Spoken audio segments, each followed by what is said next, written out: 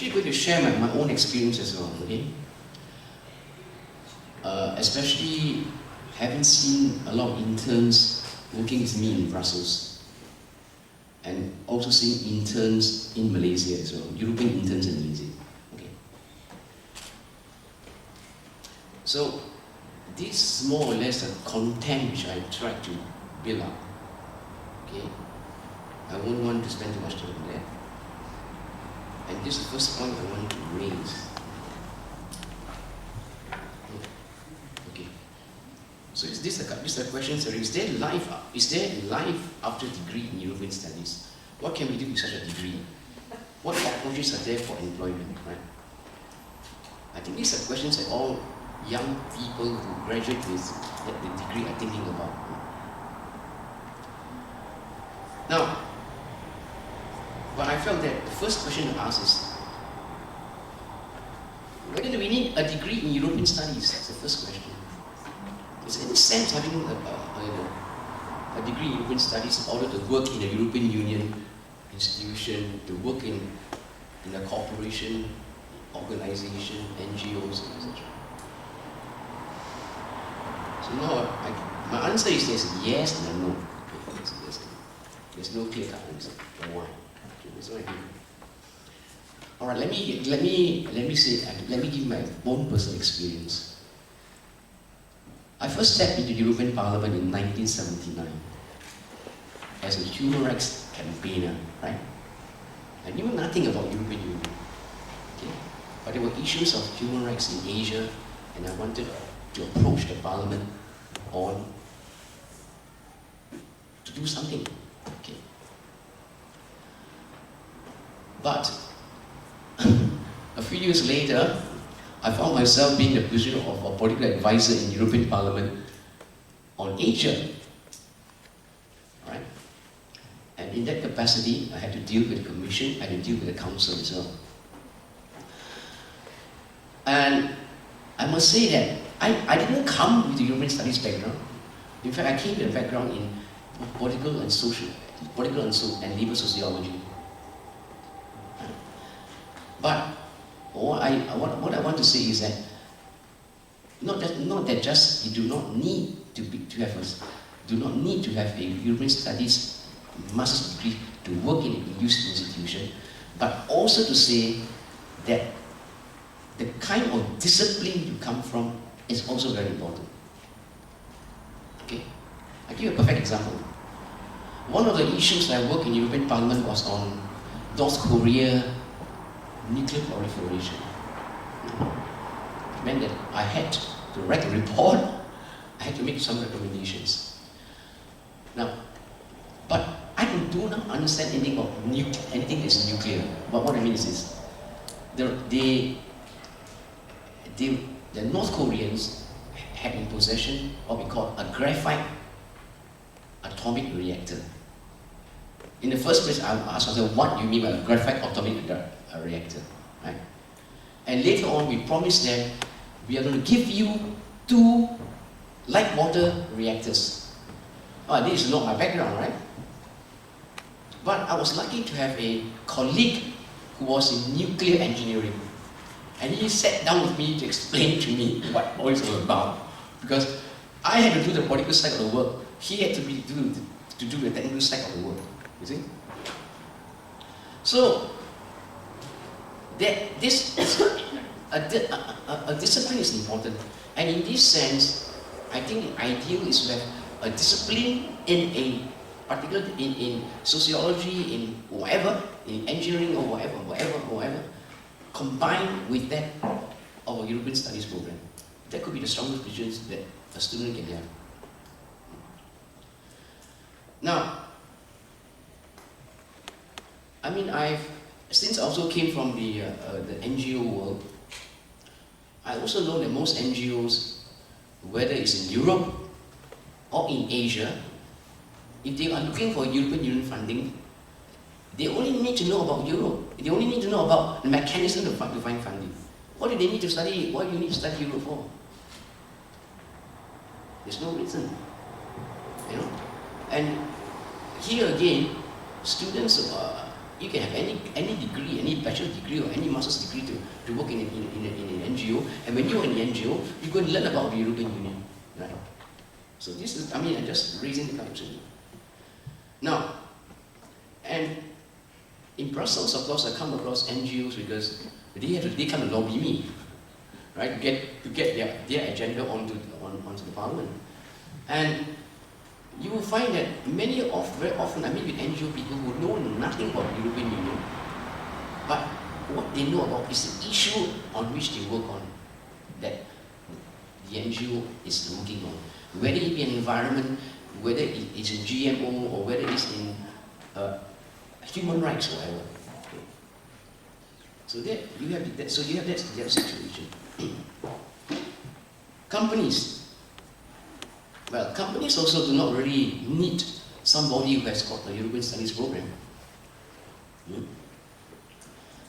Because in Brussels, you have Business Europe, your other organizations who can do the work for them, who supply them with information. Okay. Of course, it doesn't mean that you all go to Brussels to look for jobs. So, I mean, what I'm trying to say is that it's not really necessary, if I look from this point of view, to have a European Studies program must be to find a job in a new institution. It's one side of the story, of the coin. Now, I mean, I give you an example. I also give you a perspective from Malaysia.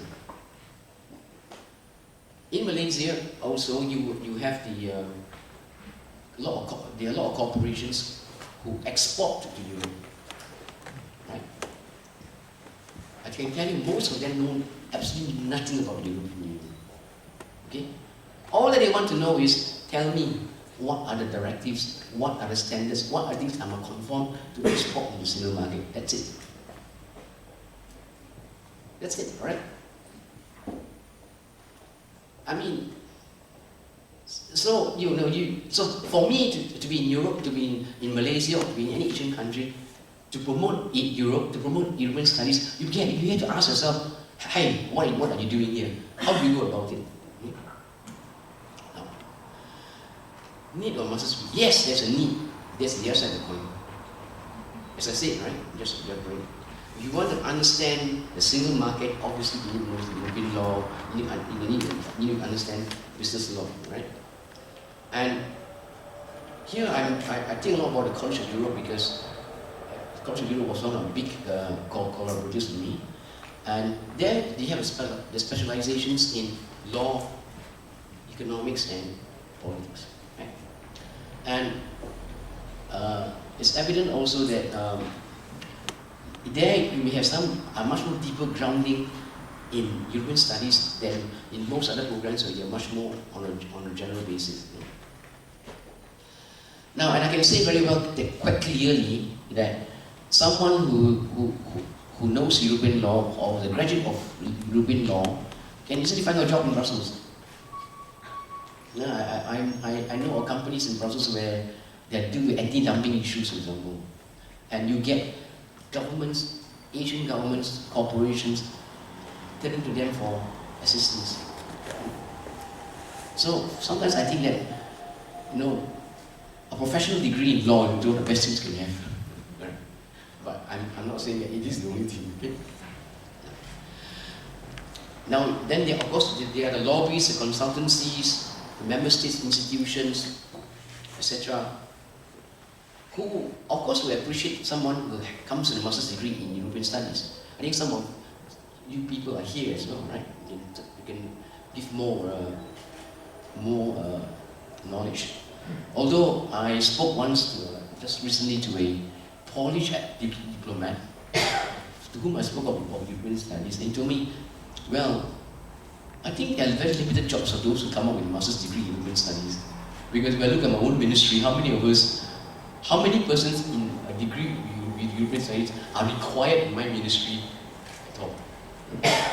So he says, people who come up with a master's degree in European studies have to think of other possibilities as well, apart from thinking of the ministry as the Polish foreign ministry as the one of the rules.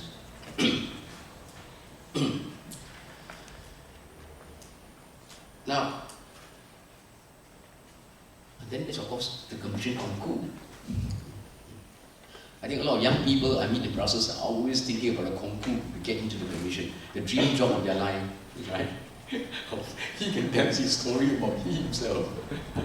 But of course, getting through the concours doesn't necessarily mean that you get a job in the Commission or even of the other institution, because there are national quotas involved. There's also a question of who you know in the Commission or in the Council or in the Parliament who can pull you in. That's a reality, right? I mean, I come across a lot of people who even got friends, but still never managed to get in. Yeah. No. So, and the other thing, of course, one of the things I discovered in Brussels is that a lot of the people who are working in the institutions are coming from the College of Europe. The College of Europe seems to be the recruiting ground. Right? And I remember still a graduate of European Studies from Tübingen University who went to the College of Europe to do another degree there, to specialize in order to get herself into European Union institution. Now, explain whether there's any bias or not in the recruitment process. Right? There's something one can ask.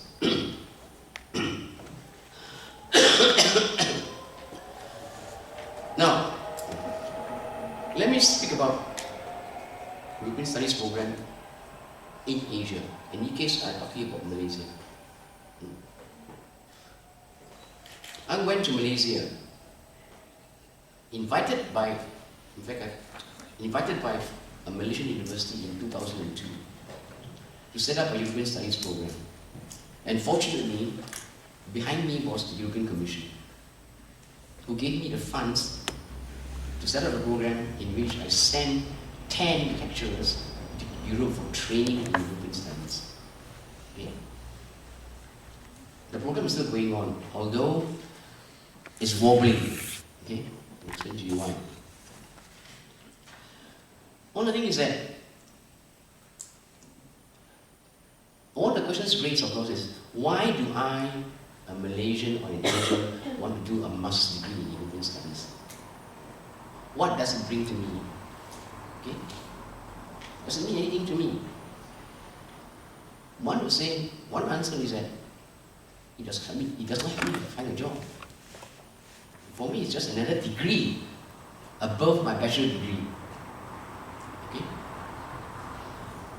In some countries, they've given up the idea of having a European Studies program. They combine the study of Europe with the US, with Japan, etc., etc., which is the case of one university in the Philippines. There are European Studies program also. There are European Studies program in Australia, for example, but you don't have the numbers that you have here, right? Successful programs are in China, yes. China, definitely. Now,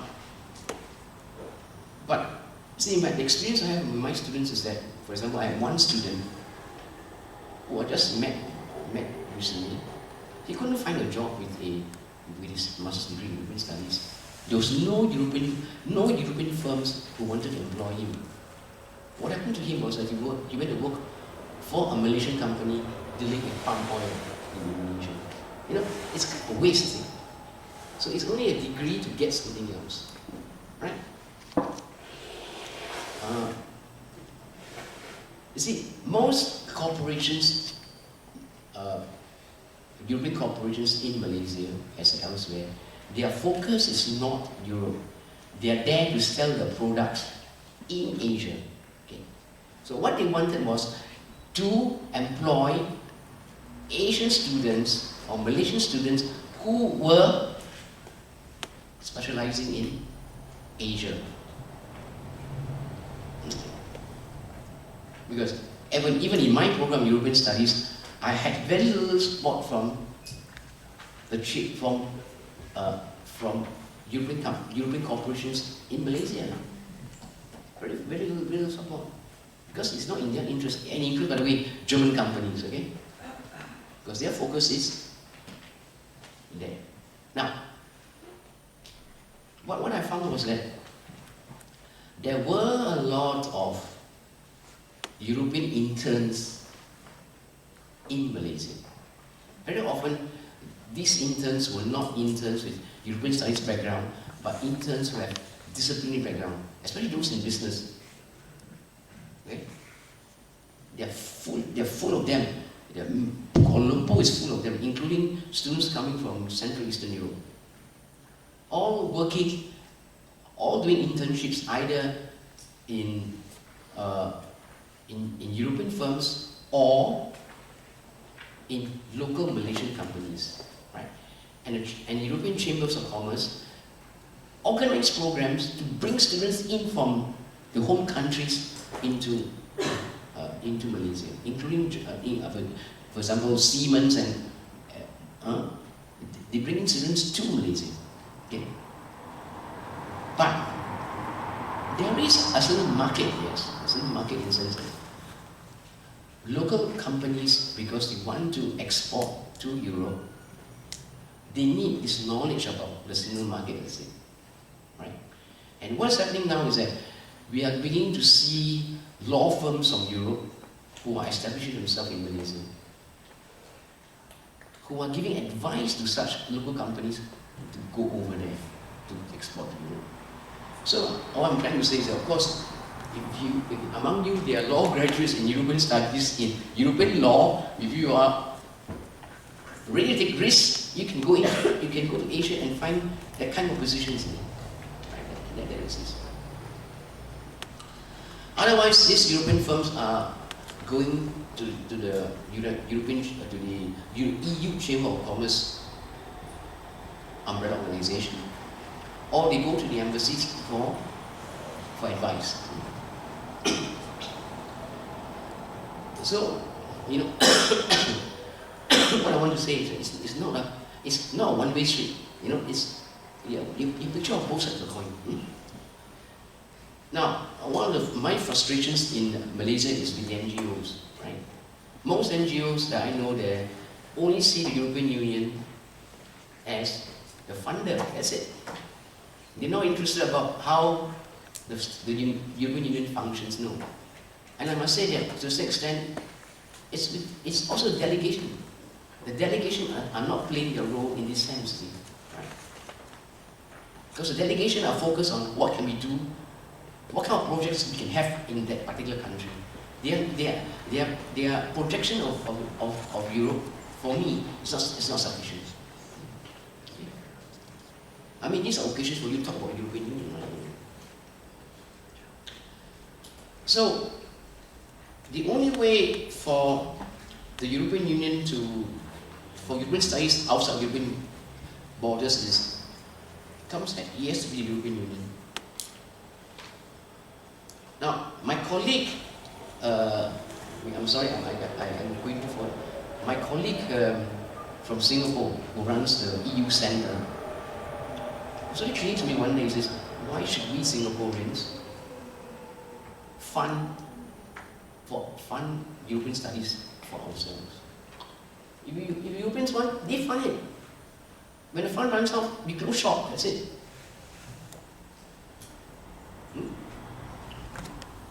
Because it's obvious for them also that where is the market, is it? Where is the market for European studies? I mean, where is the market for Asian students who come out of European studies background? Where? So let me now go on to the next point of my experience of job finding. Okay?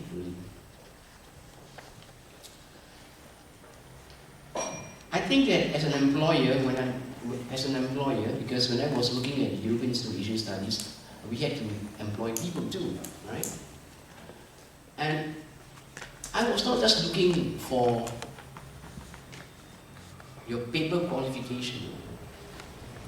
I was looking also at what kind of person I have in front of me, right? And whether the person fits into the team that we have, whether the person has got initiative uh, able to socialize, able to talk to people. What kind of context do you have into the institutions? And in our case, whether the student had any experience of Asia, because the institute was about Asian studies as well.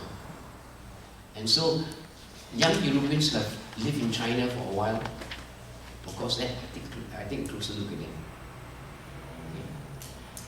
So these are some of the practical things which I look at as well.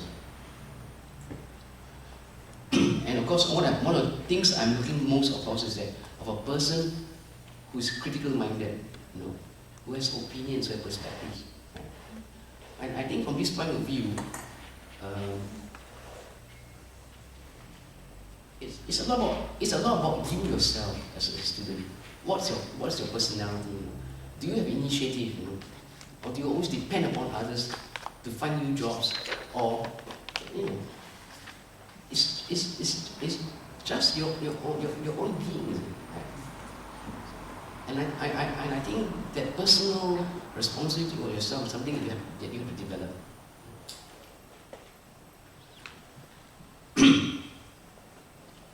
Brussels scene. I mean, those who are from Brussels can tell me whether I'm right or wrong, okay? Because I've left Brussels for some time now. But when I was in Brussels, I found that, in a way, the scene for job finding for young people is saturated.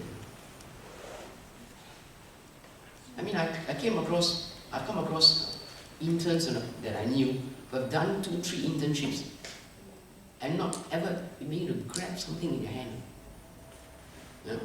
Right? Others who become desperate, of course. I know one particular, still remember one particularly Spanish boy who tried to pull strings in the commission through Spanish context to get into the commission. He got in, he managed, but on a short-term contract, and now he's out there again looking for something else. So I'm just thinking whether or not, it was better for such people, for you students, to look at your home countries in the member states, whether there are also possibilities there. But those of you from Brussels can say what is the actual situation today in Brussels. Of course, a lot of the consultancy firms and lobbies are very, very keen to employ ex-members of parliament, retired officials of the commission, parliament, council. Unfortunately, I was not one of those who was ever picked up by any of these lobby organizations and consultancy, because I was much more interested in more academic research kind of work than just to do lobbying kind of work.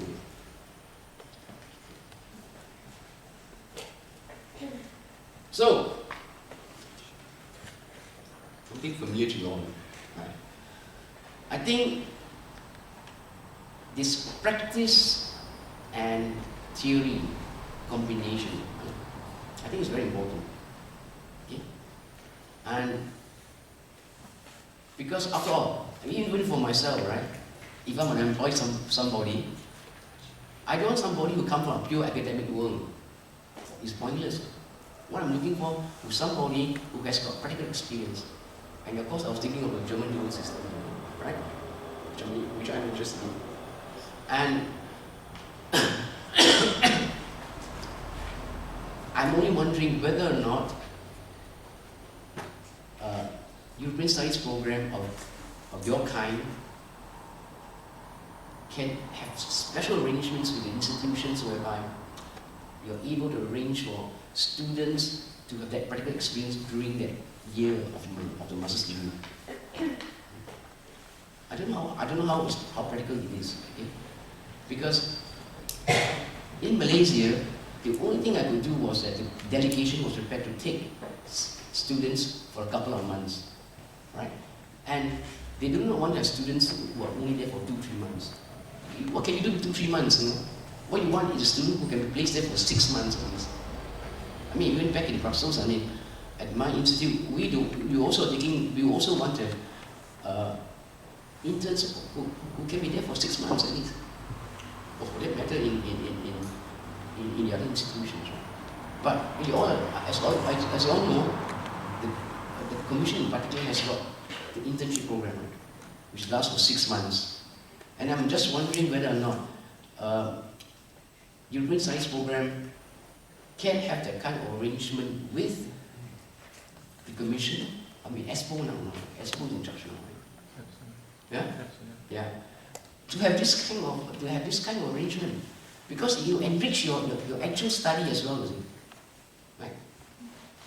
Because I myself also realized that when I was in the Parliament that my working experience enriched me to know the institutions, but when I go into academic work, it even broadens my vision of things in a much more larger. Right? So this question, I'm very strong on it, is that this combination has to be there.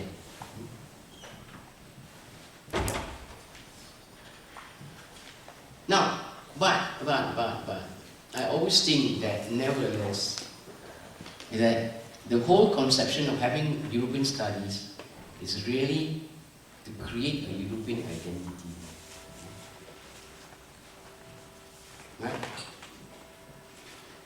Sense European identity in a multicultural sense of rejuvenating Europe, you know. I think that's, for me, that is still the primary interest. You know? And so I would expect that students who come into European studies should not come thinking in terms of it's a ticket to a job. You know? Oh, it's quite a certain reflex that we are Europeans. That we are going beyond our nationalism. Okay? And I think that's very, very important, because I'm living now in a country in Malaysia where there is racial politics. Okay? The dominant Malays treating the Chinese and Indians as foreigners. But these are people living in the country for centuries. And because of this background, I realized that in a European context, the whole idea of creating a European consciousness, it's so very important. We have so many nationalities, right? It's an occasion to build actually unity in diversity, right? And I think that's the most important thing about a European studies program. And I feel that in economic crisis like today, this question of nationalism is becoming more and more evident. Right? I mean, my last visit to Brussels, I was talking to a group of German friends who were discussing about Greece, right? But this group of German friends says, yes, we must be in solidarity with Greece because we are all in the same boat. And that's a good attitude. You know? And therefore, I feel it's important. And for myself personally, being a non-white, right? Identifying myself as a European is much more easier than otherwise. Okay? I mean, I still remember that in the 1980s, I was already in the Parliament in the 1980s, and when I was invited to give a lecture on the European Union in one of the Scandinavian universities, and I think it was in Denmark or was in Stockholm. Everybody expected to see a white man coming to talk about the European Union. And then they see this Asian guy coming here to tell us about the European Union. You see, I'm only mentioning that because this concept of Europe